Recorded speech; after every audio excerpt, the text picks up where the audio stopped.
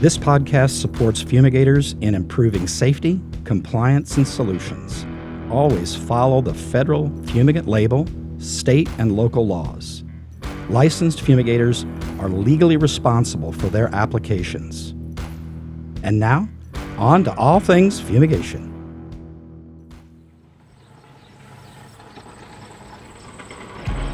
Out here, we don't just fight pests. We outsmart them. This is All Things Fumigation, where applied science meets real-world grit.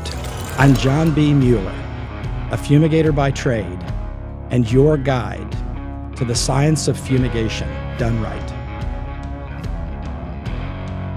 Each month, we saddle up with the people, the practices, and the precision it takes to keep facilities safe, compliant, and pest-free. Because when you're in the trenches of pest control, you don't need magic, you need science, and maybe a little cowboy spirit. Smarter solutions, safer practices, managed costs. Welcome to All Things Fumigation. All right, welcome to the first episode. Yeah, I'd like to introduce Kalah Schmitz. We've brought her back in, for those of you who know Kalah. We're very excited about that. She's going to be the moderator for this episode. And if you don't know Kalah, then she's been in the market for a business for quite a while. She was a marketer for a large fumigation company where we worked together quite a bit. We recruited her to lead Food Protection Alliance, a national kind of marketing group for fumigation and food safety pest management companies, where she did a great job. And Kalah has a wonderful and extensive knowledge of fumigation, and it fits her to be moderator. So I want to thank you. Yeah, thank you, John, and thank you for having me back into the industry. I was in it for about 15 to 20 years and learned so much, and I forgot how much I missed it until preparing for this and being here and hearing all the advancements of fumigation. So I appreciate that, and I am, for full disclosure, I am John's niece, so all I know is fumigation. That's what we talked about at family dinners. My brother's a fumigator, but now that I have a family of my own, I have 2 little boys, and I am now the principal at their school. So my life has changed, but it's exciting to see everything that's going on in the world of fumigation. So that's a little bit about me. But John, for those that don't know you, can you just give us some history and where all your knowledge came from here? Yeah, so I started out as a laborer, a licensed fumigator. From there, I started an office in a very high-frequency grain fumigation market, became president of that fumigation company, and then became interested in food safety, pest management, and how that related to fumigation.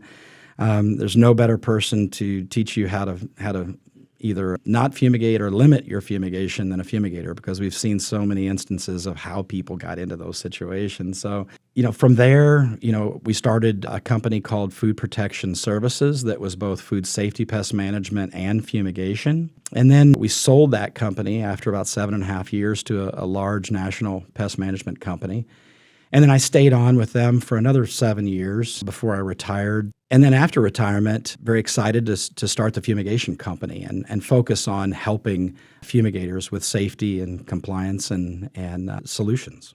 Yes, and although those of you out there you can say it right now, but we may not hear you, I'm sure you're saying thank you, John, for doing this. So you gave us the timeline and your time in each area that your timeline, but you did not give us the actual dates or length of time. So can you share with us about how many years you've been in this industry? There's a prompt. So I'm a surviving fumigator, I say, for a little more than 39 years. So we're going to round that to 40. So 40 years you guys are hearing experience and expertise from 40 years of fumigation here. So 40 years of fumigation, you know the bugs, you know the insects. You're going to tell us all about that. But how does podcasting fit into all of this? Well, I don't want to pretend that I know everything about fumigation, because I don't. No one does. Quite a bit, though. I do have the 40 years of experience to share with you, but you all have experience as well. We want to hear from you listeners. You're going to hear. We're going to prompt you frequently about that. So, And as far as podcasting, why do we get into it? It was just that, right? We want to share some of those experiences. We want to focus on safety. This is a very difficult, regulatory compliant rich industry, and we want to look at and focus on some innovative products to help you as well. Yeah, so podcasting, and then like John said, we want to hear from you. So we want to hear you with your questions, your concerns, maybe solutions that you've had. Maybe John's going to be speaking about something and you guys have some input. So we want to hear from you. Share with us your challenges, and we're going to choose one of those as you subscribe or go to LinkedIn, subscribe to our YouTube podcast, any podcast platform that you use. Visit our LinkedIn page, The Fumigation Company. Go to the website, thefumco.com. And then you can also email John at john.mueller@thefumco.com. And here he can possibly play one of those on one of the upcoming episodes. So as we hear a little bit more about fumigation, we still want to get some background and help us understand the thinking behind the Fumigation Company. As I've seen, the tagline and the cut line for the company is delivering scientific solutions to commodity protection and food safety's most pressing challenges. Can you dive into that a little bit for us, John? Yeah. So I think it kind of tees up really the post-harvest space, right? And if we start to understand this community, it's kind of a two-sided community. One feeds the other. Yes. And commodity protection managers view fumigants in one way, and food safety managers view it in another way.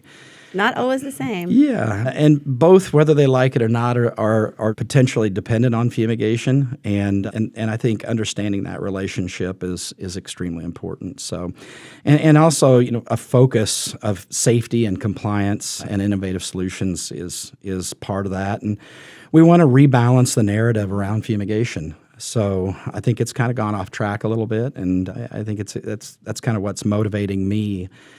So, we wanted our website to also be not only the podcast to address some of these nuances, but we wanted the website to be something that if you had a question around fumigation, we want to put some comprehensive information on there that you can use as a resource, training tools and things like that. Sure, like an FAQ for those in the fumigation industry. Yeah, I like that. Yeah.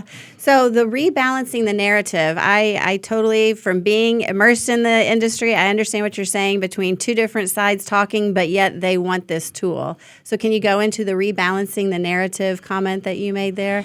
Yeah, I think there's a lot of food safety managers in the market that look at fumigation as failure, and it very well could be. I mean, if these food safety managers have a lot more ways to keep their facilities clean, there's no substitute for cleaning, right? So, and if they have a very sound integrated pest management program, food safety program, they very well may not need fumigation. If you wet wash a facility, you're taking care of a lot of the problems. Water washes a lot of sins away. Yeah. So that side of the post-harvest market, they can control that, right? What are the things that impact them is obviously cleaning, input ingredients that come in infested, old structures. In those instances where there's a lot of harborages and things like that, so those kind of scenarios lends food processing facilities to depend on fumigation a little more. But if you can clean very effectively, you may never need it. But one thing is for certain, if you do need it, you want that big hammer, that tool to be there. And I can't tell you how many times we have people call and say, I haven't fumigated in 30 years, or I've never had to fumigate, and suddenly they're calling and they're asking for the big hammer, and you want that in the toolbox. Yeah, you definitely, it's nice to have, but creating conversation around that narrative and any negative connotation hopefully will be done here. So I know you've said we, and I think as a fumigator of 40 years, that's just a part of your identity, is you'll always be known as a fumigator, and you're going to share your experience with the viewers and the listeners here. But just to clear the air, are you for hire fumigation applicator right now with the Fumigation Company? We are not a fumigation company in the sense of providing the services, the physical services. So that's a hard no. Hard no. Let's be very clear. Say it again. That's a hard no. So we want to focus on helping the industry, with some of the transitions that are going on and the expansions of the market. We want to help them with tools that get them back to driving performance and so that customers can realize the value of fumigation based on the results. And to me, that's the exciting part of transitioning, away from doing fumigations and really kind of sharing out those experiences and focusing on solutions. So everybody needs to listen up, because if he's not for hire for doing the services, then you need to listen up yourself. And let's go into some of those services and the key points of fumigation here. Yeah, so with fumigation, you cannot have a conversation around fumigation without talking about safety. Yes. So a lot of times we think myopically or singularly around safety, and that's applicator safety, when in fact that's just one component of a lot of safety criteria. So we've got operator safety. So the applicator, obviously, the person that's the fumigator themselves. That's a tremendous amount of focus. But sometimes we forget about the operator until we're doing the work. But an operator is those employees of the customer that we're doing work at. So the operator and focusing on their safety is very critical. Bystanders, so people walking down sidewalks, driving down roads, bystanders are very, very critical. Also, equipment. We know that phosphine is corrosive to soft metals and it'll destroy circuit boards and computers and things like that. So, there's equipment safety. There's product safety. I mean, we are many times fumigating consumables, and those consumables are protected by the science behind that label. So we can't use too much, or we could potentially adulterate that commodity or that foodstuffs. So product safety is critical, and then so is environmental safety. So also very critical. And the label is designed to protect us and focus primarily on safety. And with safety, I know that's a big component. Several companies have their own safety team, and that also leads into compliance, correct? Yes, correct. Yeah. And compliance is really just that. It goes through and with safety, but it also focuses on some other things. The labels that we know for these fumigants are, 45 and 60 pages Huge. long. Yes. They are. And they cover all kinds of different criteria. They're laid out very well. They're easily followed. Also from a compliance standpoint, we've got transportation, DOT restrictions when we transport fumigants. So, and not just from a commercial DOT standpoint, from a hazardous material hauling standpoint. And these are very serious issues. And these regulations are tight. We've also got storage that states regulate, and all done through the label, and the guidelines are in there to comply with. We've got emissions and disposal, and also Department of Homeland Security. Most of these, or all these fumigants, are chemicals of interest in the DHS, view. So many fumigators get visits from DHS and have to be registered with DHS. And then state and local regulations as well. Many times choose to regulate fumigators. Mm-hmm. So compliance is huge. Mm-hmm. Yeah, and with safety and compliance, and the list can go on, and I know people feel probably, in the industry, weighed down by some of this, but there's a purpose behind it, and it is very important. But along with that, there's also what I think is more fun is the innovative part. So that goes along with it. That kind of brings some breath and fresh air to the safety and compliance. Yeah, and this is what the innovative part is what I'm looking most forward to. So, how can we help develop things to improve performance for fumigators?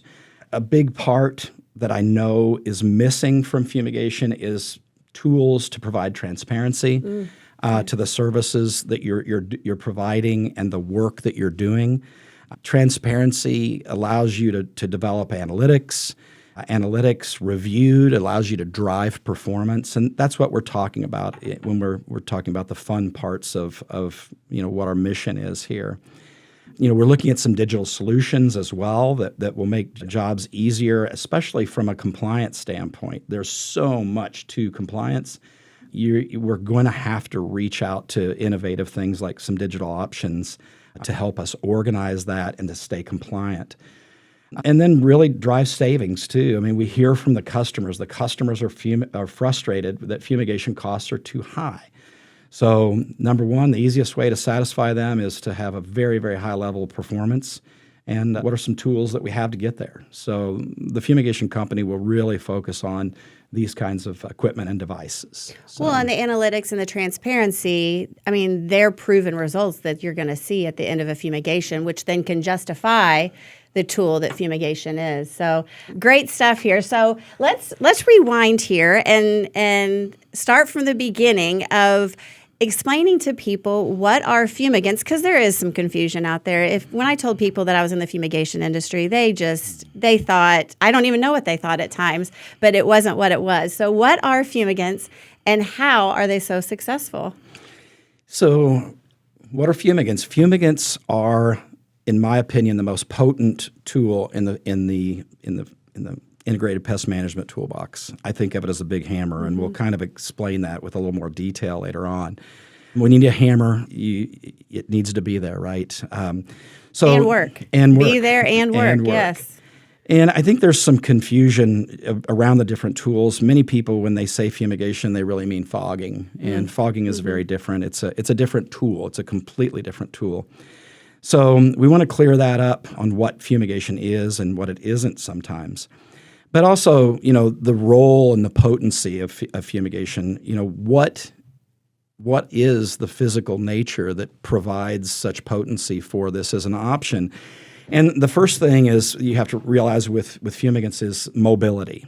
There's no other option in your toolbox that provides mobility where you can release something into a space and it'll fill that space and go to where the pest is. And fumigants do that. They're highly mobile. They'll go through statically dense product.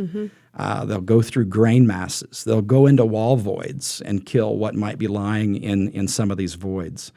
So mobility is a huge issue, a huge attribute of fumigants.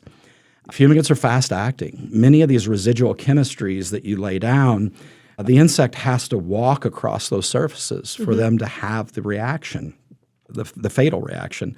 If they don't walk across those surfaces, you're not controlling the pest. And in that instance, just by nature of walking, it's the active insects that we're controlling and not the eggs. And it takes a lot of time. So fumigants don't. Fumigants are fast acting. Fumigants are non-selective, means they kill the egg, larva, pupa, and adult. As they fill that void. And there's no other product out there with that kind of function. And I think one of the items that is most overlooked is the low or no residual toxicity aspect of these fumigants. Fumigant gases, the chemistry, if you look at it, is they're not organic. There's no carbon to the makeup. So since they're inorganic compounds, they tend to not bind up with other organics. Now, is there residues if you look hard enough in commodities treated or food treated? Yes. You can find residues. There are MRLs, maximum residue levels that are set, but they are incredibly low by comparison to other options that are out there. So this is a huge issue because I think today's consumer, it's not that they don't want pesticides because they don't want pests. There is some realization and reality here. Yes. But what they really don't want, I believe, is residues. And fumigants is the lowest residual option that you can choose. So I think that's worthy of a lot of discussion. And then also the precision control of fumigants.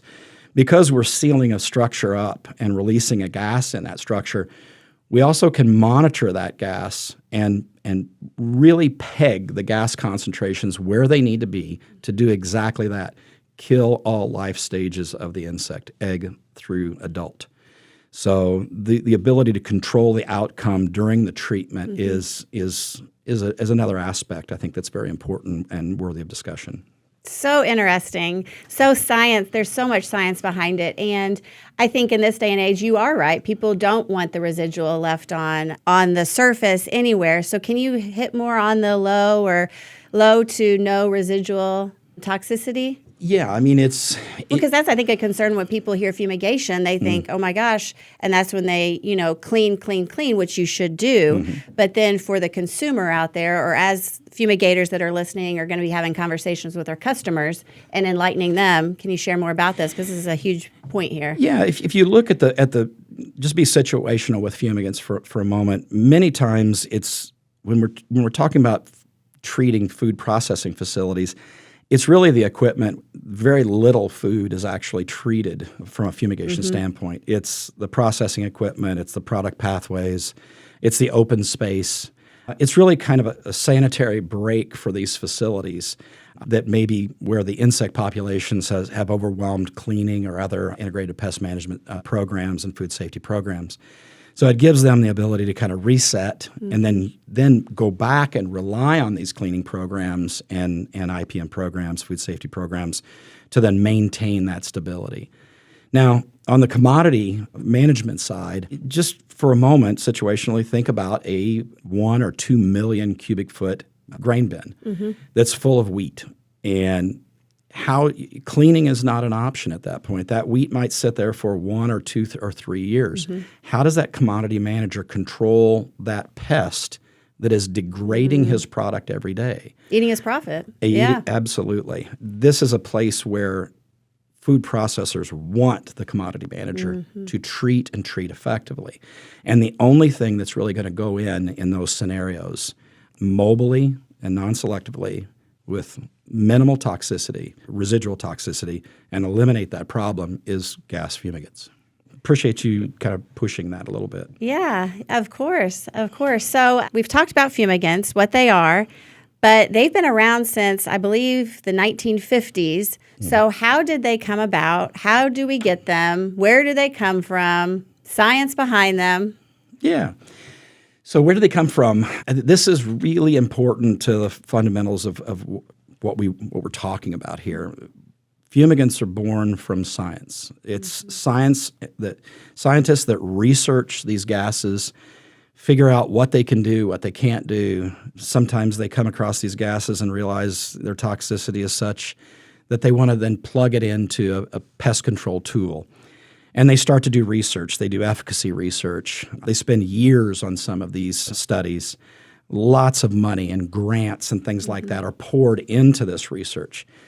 Part of that research looks at the human toxicity side, mammalia toxicity. And there is a massive amount of scientific work that goes into this. I can't imagine. Yeah. Once they're able to key in on a product, then they look for a chemical manufacturer that's interested that works in that space, and they deliver that science, or maybe the chemical manufacturer's looking at the scientists. But they use their people then to start to develop a label, their scientists. And that label then is based on scientific performance and safety. And they start to generate that label. And then they take that information, that package of information around that new fumigant, and present that to EPA. EPA evaluates that with their scientists.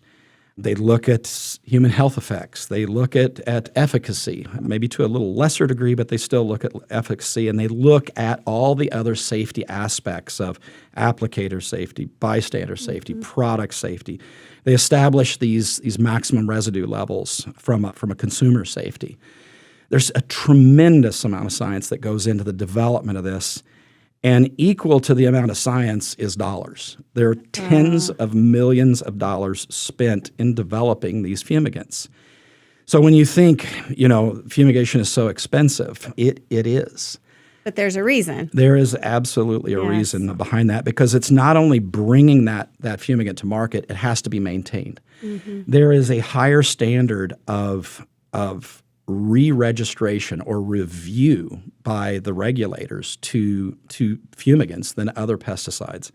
And they're in a 15-year re-review cycle. So, and every time that happens, it's more millions of dollars that goes out to just maintain the label. So the time and just the EPA and from the safety standpoint of going over it with a fine-tooth comb almost. I mean, there's so much that needs, because, safety is number one here.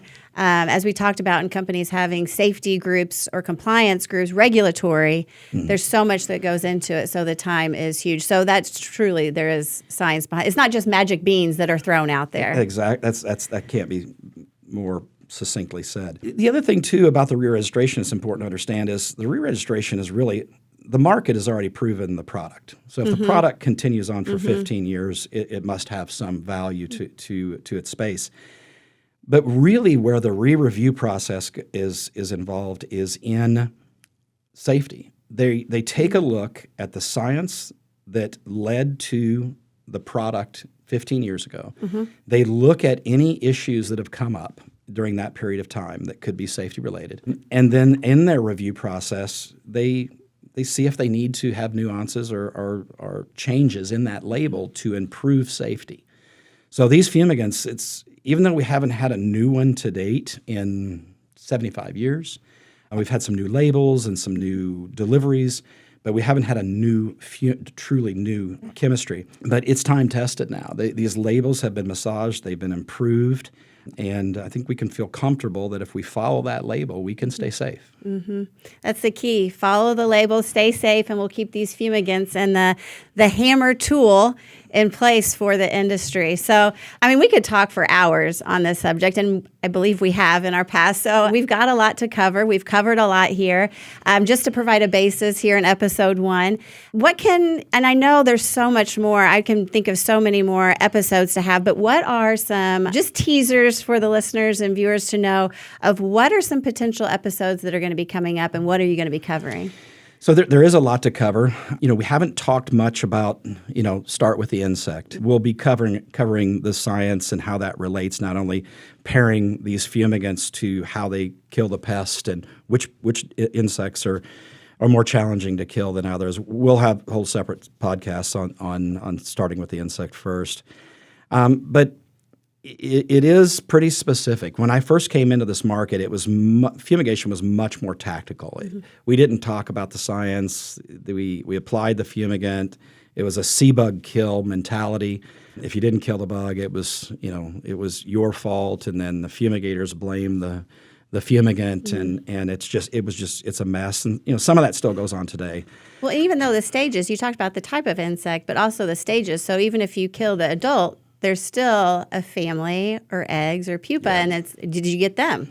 Yeah, and that's kind of the false narrative of fumigation, right? So it's very easy, not to dig too deeply into the insect side of it, but it takes 1/10 of the amount of fumigant to kill adults as it does the eggs. So it takes 10 times more fumigant and usually longer treatment time to kill the eggs. The eggs are much, much more difficult to kill. You're going to hear a whole lot about that, and I'll beat on that egg mortality drum a lot.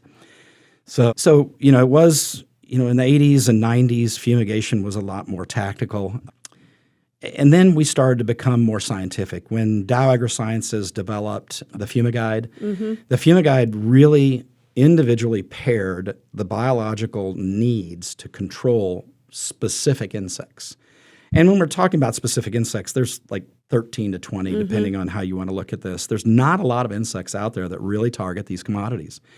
And but they went in and they looked at the scientific data, and if it didn't exist, they reproduced it to be very, very focused on each type of insect, to take the science and drive the results and the value from that product. And Dow AgroSciences started that with the Fumiguide, and now that's transitioned in business over to Douglas Products, who's done a great job of stewarding this and really giving us a digital label that we can plug the situation that we're dealing with, the pest that we're dealing with, the size, the temperature, all these dynamics, and it will tell us what we need to do and when we can follow that label. So dialing it in. Absolutely. And that's that precision nature that we were talking about earlier. So in closing, you've heard from John, you've heard from me a little bit. We want to introduce you to a character of All Things Fumigation, and that is the Science Cowboy. Can you explain where this came from, the Science Cowboy?